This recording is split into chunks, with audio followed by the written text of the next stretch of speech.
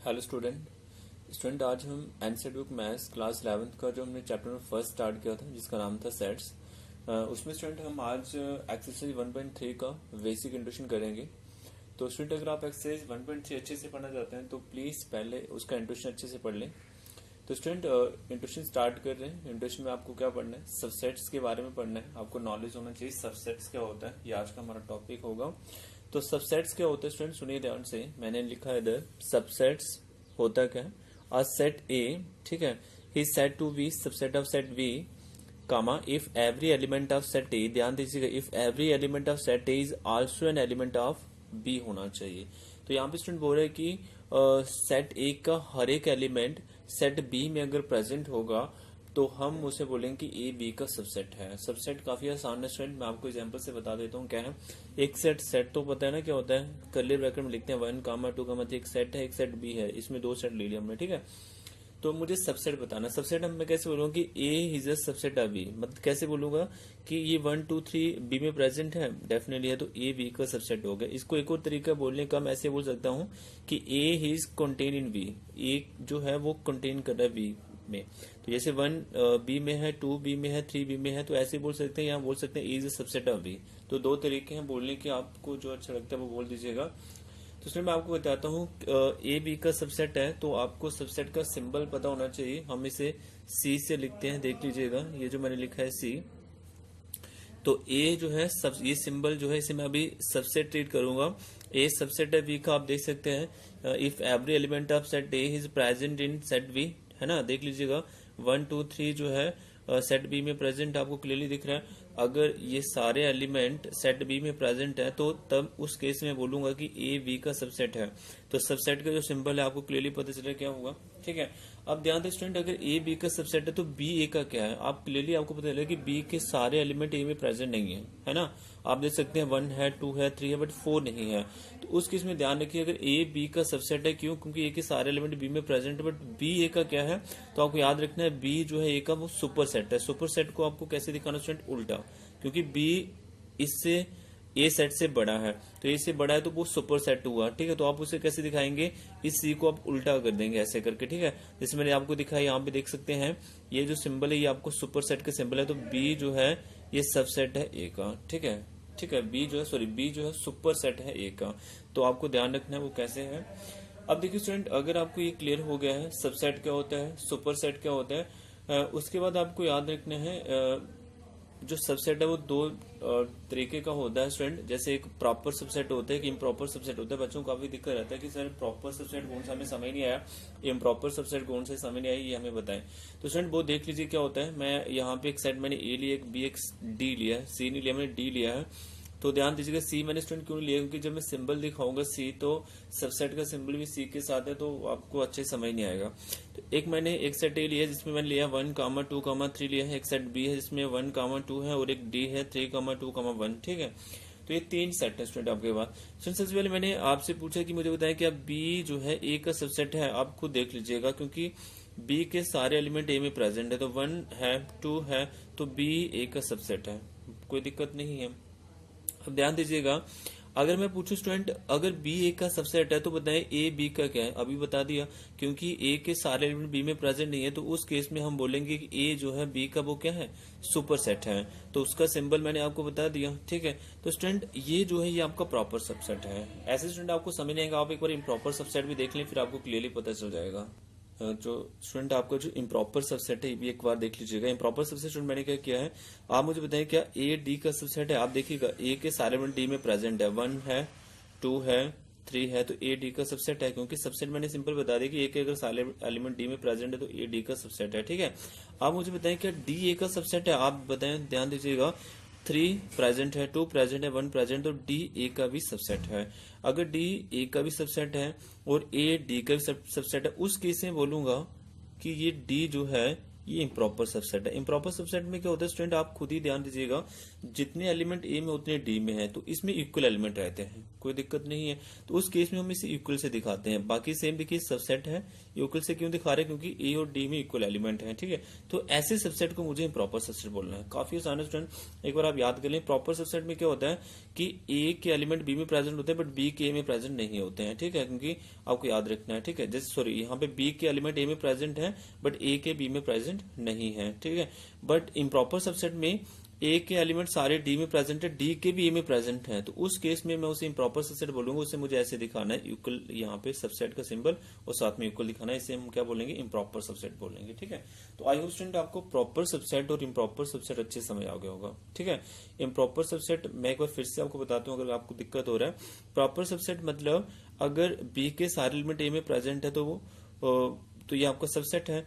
But जो B अगर ए का सबसेट है तो ए बी का क्या है, ए बी का क्या है, वो सुपर सेट होगा। उस केस में वो जो सेट होगा वो आपका प्रॉपर सबसेट होगा, ठीक है। बट इम्प्रॉपर सबसेट की बात करें, जो है ए डी का सबसेट है, ए डी का सबसेट है बट डी भी ए का सबसेट है, उस केस में डी जो है वो आपका सबसेट ऑफ ए होगा। उसे मुझे इक्वल से दिखाना है। इक्वल क्यों, क्योंकि इसमें इक्वल एलिमेंट है।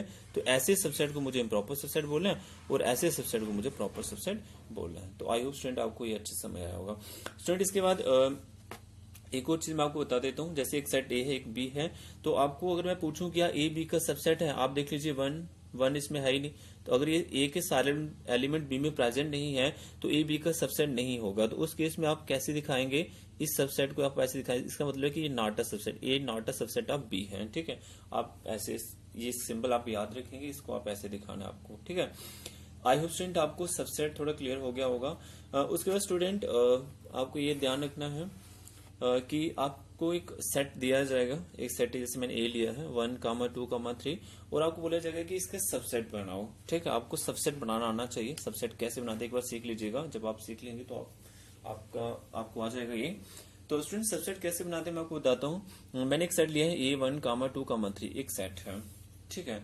आप इसका सबसेट बनाए। सबसेट ऑफ ए पता है कैसे बनाते हैं, आप ध्यान दीजिएगा स्टूडेंट। आपने क्या करना है, ऐसे करके मान लेते हैं, ऐसे करके आपने यहाँ पे मैंने उंगली रख ली, तो आपको क्या दिख रहा है, अभी 1 दिख रहा है, तो 2, 3 को हटा दिया तो 1 एक सबसेट हो गया, ठीक है। फिर आपने 1, 3 पे ऐसी उंगली रखनी है, देखिए ध्यान दीजिएगा, तो क्या दिख रहा है आपको 2, तो 2 एक सबसेट हो गया। फिर आपने 1, 2 पे उंगली रख दी तो क्या बचा 3, 3 एक सबसेट हो गया, ठीक है।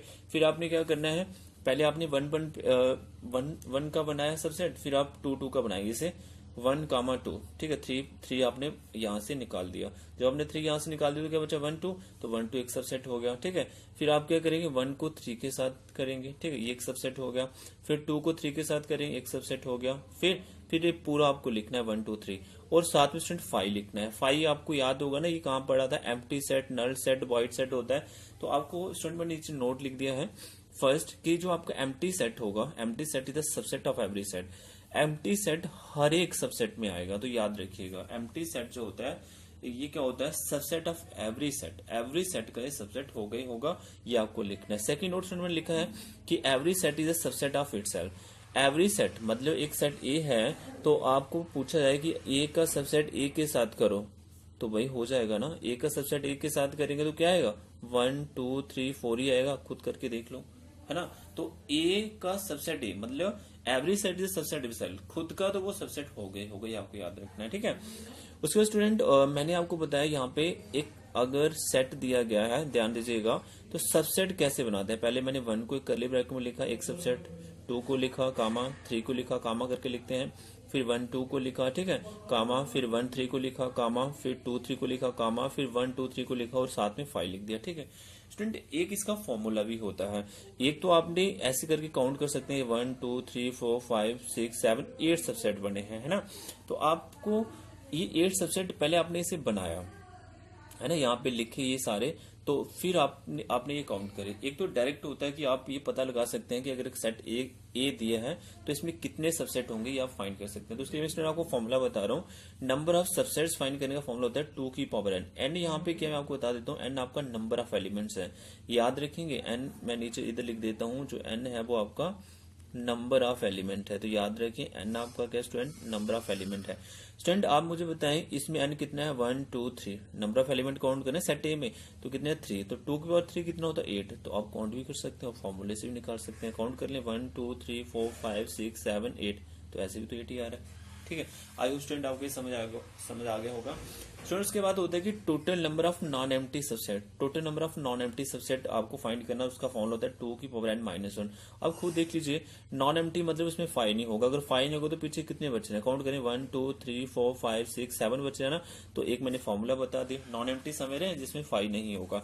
तो total number of non empty subset अगर फाइंड करना है 2 की पावर n माइनस 1, तो n तो पता है ना कितना है 1 2 3, तो 3 लिखेंगे माइनस 1, तो 2 की पावर 3 8 होता है, माइनस 1 तो 7 बच रहा है।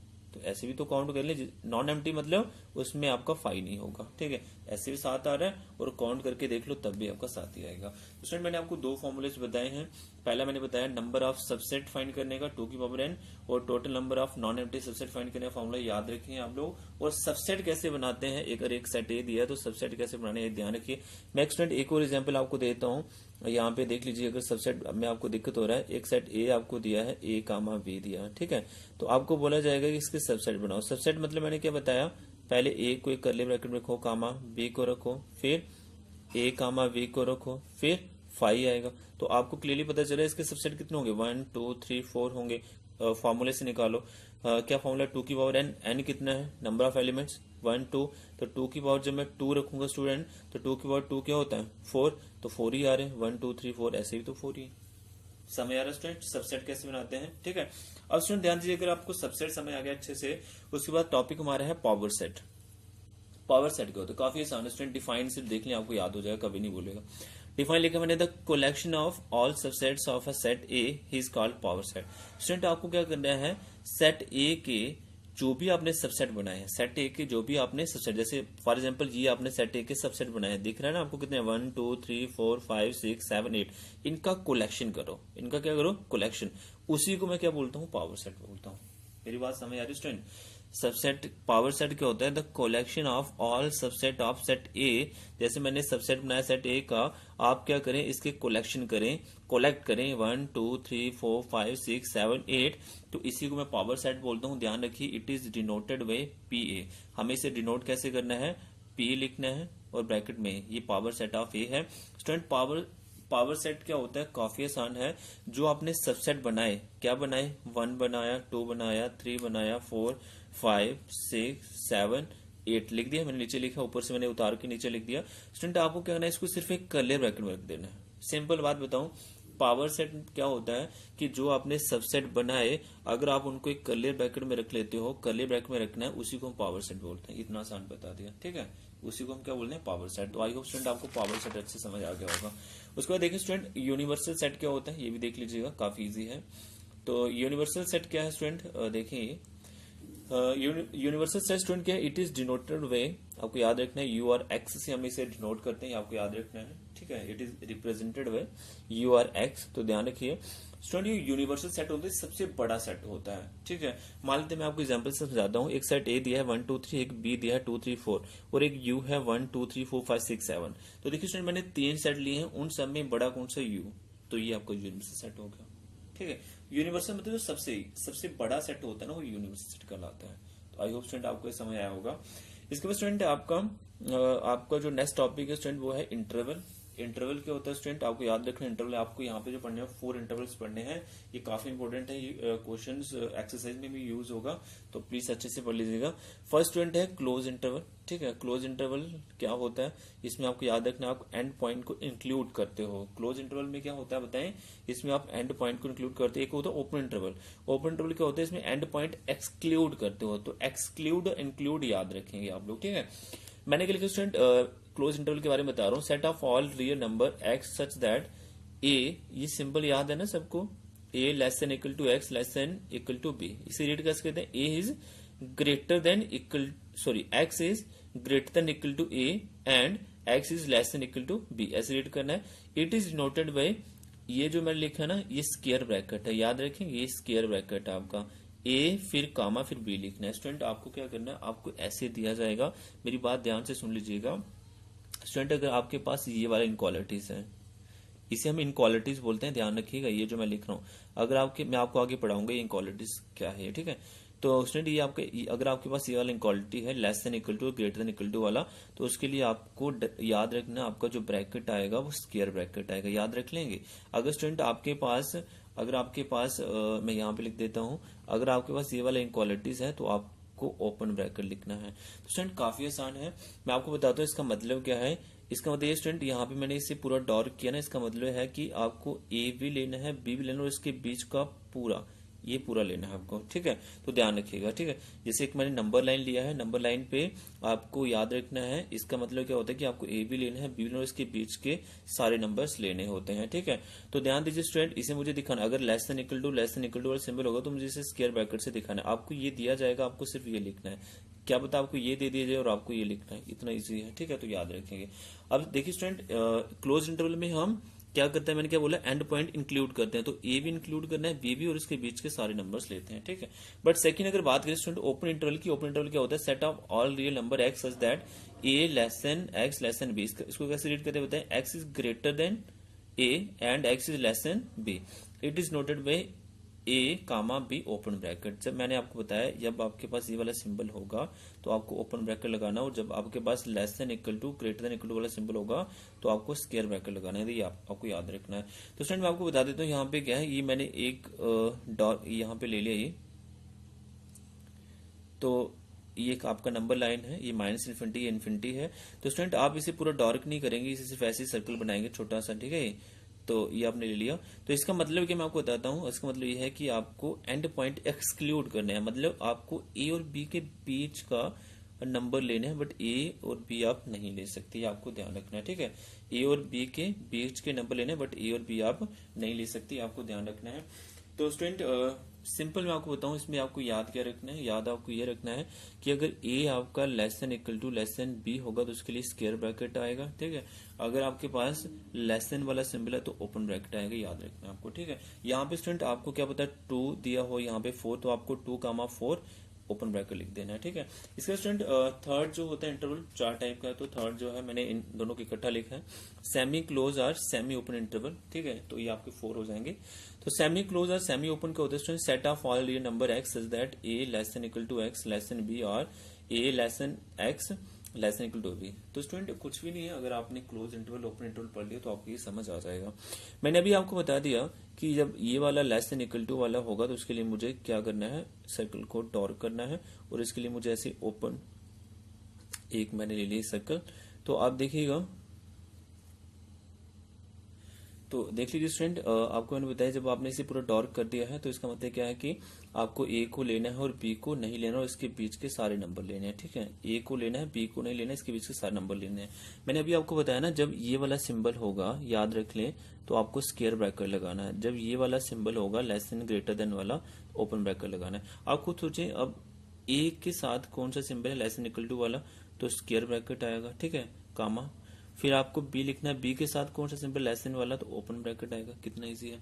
तो ऐसे इंटरवल को मुझे सेमी क्लोज इंटरवल बोलना है, ठीक है। तो स्टूडेंट उसके बाद लिखा है A less than x less than equal to B. तो इसका मतलब समझ गए होंगे आप कि आपको यहाँ पे ए को नहीं लेना तो इसे ऐसे दिखाएंगे, और अगर आपको बी को लेना तो उसे पूरा डार्क करेंगे, ठीक है। तो इसके बीच का ए नहीं लेना है, बी लेना है, उसके बीच के सारे नंबर लेने हैं। अब मैंने बता दें लेस देन इक्वल टू मतलब उसके लिए कौन सा ब्रैकेट आएगा, स्क्वायर ब्रैकेट आएगा, और लेस देन के लिए आपको याद रखना है कौन सा ब्रैकेट आएगा, ओपन ब्रैकेट आएगा। तो ऐसे इंटरवल को मुझे सेमी ओपन इंटरवल बोलना है। तो आई होप स्टूडेंट आपको इंटरवल अच्छे समझ आए होंगे, यूनिवर्सल सेट अच्छे समझ आया होगा, पावर सेट अच्छे से समझ आया होगा, ठीक है, और सबसेट क्या होता है बहुत अच्छे समझ आया होगा। स्टूडेंट मैं इस वीडियो का पीडीएफ लिंक भी डिस्क्रिप्शन में डाल दूंगा, तो अगर स्टूडेंट कोई भी डाउट रहता है तो प्लीज कमेंट करें।